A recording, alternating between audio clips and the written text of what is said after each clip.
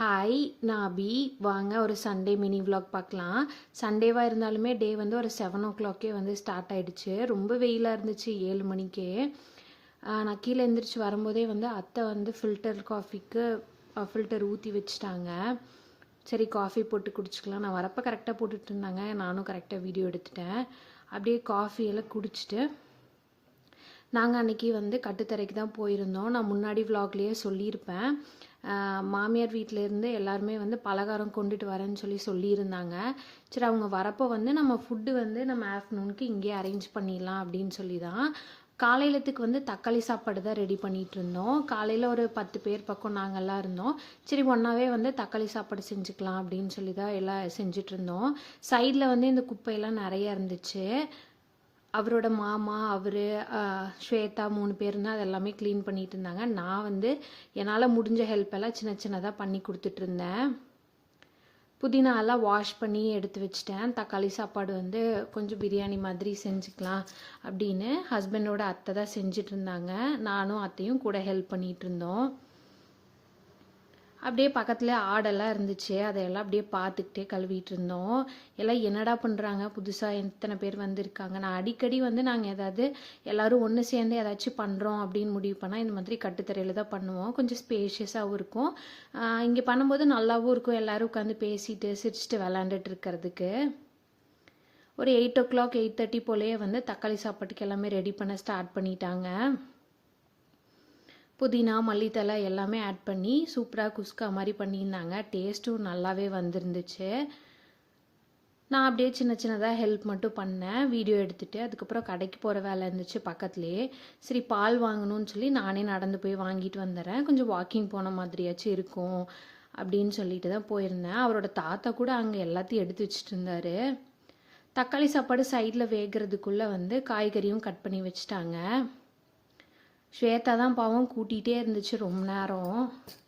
ஆட்டுக்கு எல்லாமே தண்ணி வைக்கிற டைம் ஆயிடுச்சு. ஒரு 8:30 போல் ஆனங்காட்டி ஆடும் எல்லாமே கத்த ஆரம்பிச்சிருச்சு.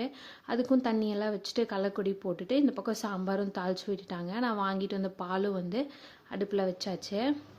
பிரேக்ஃபாஸ்ட்டுக்கு சூப்பரான தக்காளி சாப்பாடு இல்லை குஸ்கா எப்படி வேணாலும் சொல்லலாம், தயிர் பச்சடியோடு வச்சு சாப்பிட்டுட்டு எல்லோரும் ரொம்ப நேரம் உட்காந்து பேசிகிட்டு இருந்தோம்.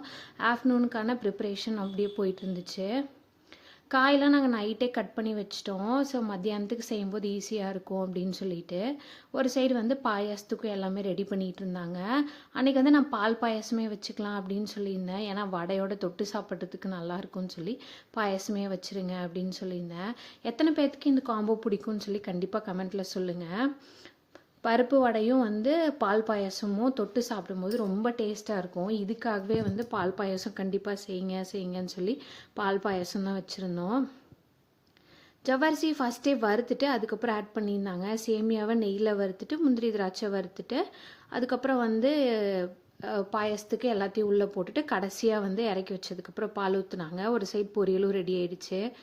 அதுக்குள்ளே வந்து ரொம்ப கொஞ்சம் டயர்டாக இருந்த மாதிரி இருந்துச்சு எல்லாத்துக்கும். சரி ஒரு டம்ளர் டீ குடித்தா தான் வேலையாகும் அப்படின்னு சொல்லிட்டு டீ குடிச்சிட்டு பாயசமும் ரெடி ஆயிடுச்சு. பாயசத்துக்குள்ளே தேங்காய் போட்டிருந்தாங்க. டேஸ்ட்டும் சூப்பராகிடுச்சு. அத்தை வந்து வடை சுடுறதுக்கு பருப்பு எல்லாமே வந்து இதில் தான் அரைச்சிட்டு இருந்தாங்க. மிக்சிலே அரைச்சிக்கலான்னு சொல்லிட்டு நாங்களும் டீ குடிச்சிட்டு வீட்டுக்கு வந்துட்டோம். சரி கொஞ்சம் ரெஃப்ரெஷ் ஆகிட்டு போயிடலாம். காலையில் குளிக்கல, நாங்கள் வந்து ஆஃப்டர்நூனுக்கு மேலே வந்து குளிச்சிக்கலான்னு சொல்லிட்டு பலகாரம் வாங்கிட்டு வரும்போது பூ, பழம், அதுக்கப்புறம் சிப்ஸ் ஒரு பேக்கெட் எனக்கு பிடிச்சது, மிக்சர் எல்லாமே வாங்கிட்டு வந்திருந்தாங்க. அந்த பூவும் எடுத்து வச்சுட்டு நாங்கள் கரெக்டாக போகும்போது வடையெல்லாம் சுட்டு முடிச்சிட்டாங்க. அப்பளமும் பொரிச்சிட்டு இருந்தாங்க. எல்லாமே ரெடி ஆனதுக்கப்புறம் எல்லாம் எடுத்து தனித்தனியாக போட்டு வச்சுட்டாங்க. இங்கே வந்து ஹஸ்பண்ட் வீட்டில் நிறைய பேர் என்ன பண்ணுறாங்கன்னா அப்பளத்தில் வந்து பாயசமும் மிக்ஸ் பண்ணி சாப்பிட்றாங்க. அது ஒரு டேஸ்ட். உங்கள் யாருக்காவது அது பிடிச்சாலும் சொல்லுங்கள். சூப்பராக ஒரு லஞ்ச் எல்லாம் சாப்பிட்டு முடிச்சுட்டு ரிலாக்ஸாக எல்லாருமே உட்காந்து பேசிகிட்டு இருந்தோம். எல்லாருமே வந்துட்டு போனதுக்கப்புறம் பேசிட்டு உட்காந்துருந்தோம். பாயசமும் அப்படியே கொஞ்சம் நேரம் கழித்து எடுத்து குடிச்சிட்டு திரும்ப ஒரு 1 hour பிரேக்குக்கு அப்புறம் டீ தான் போட்டு குடித்தோம். ஏன்னா அடிக்கடி டீ போட்டு குடிக்கிற மாதிரி இருக்குது. எல்லாருமே கொஞ்சம் டயர்டாக இருந்தாங்க. டீ குடித்தாதான் ரெஃப்ரெஷிங்காக இருக்க மாதிரி. 5:30 போல் ஆனோடனே ஆட்டுக்கு எல்லாமே தண்ணியும் வச்சுட்டு நம்ம ஊற்றும் போது குடிக்கிறது இல்லை, அதுக்கப்புறம் தேடிட்டு வரும் தண்ணி இல்லை அப்படிங்கிற மாதிரி ஊற்றி வச்சுட்டு திரும்ப கள்ளக்குடி எல்லாமே போட்டு வச்சாச்சு ஆட்டுக்கு. ஆடு எல்லாமே வந்து கட்ட மாட்டோம். அப்படியே வந்து ஃப்ரீயாக தான் இருக்கும் உள்ள. நம்ம க்ளோஸ்டு ஃபென்ஸ் மாதிரி போட்டிருக்கிறதுனால உள்ளேயே எதுவுமே கட்டுறதில்ல. அப்படியே அவுத்து தான் விட்டுருக்கிறது. எனக்கு அன்றைக்கி சண்டே இப்படி தான் ஃபுல்லாமே போச்சு. ரிலேட்டிவ்ஸ் எல்லாருமே ஒன்றா இருந்து பேசி சிரிச்சிட்டு ரொம்ப ஜாலியாகவே போயிட்டு இருந்துச்சு. உங்கள் எல்லாருக்கும் சண்டே எப்படி போச்சுன்னு சொல்லி கண்டிப்பாக கமெண்ட் பண்ணுங்கள். தேங்க்யூ ஃபார் வாட்சிங்.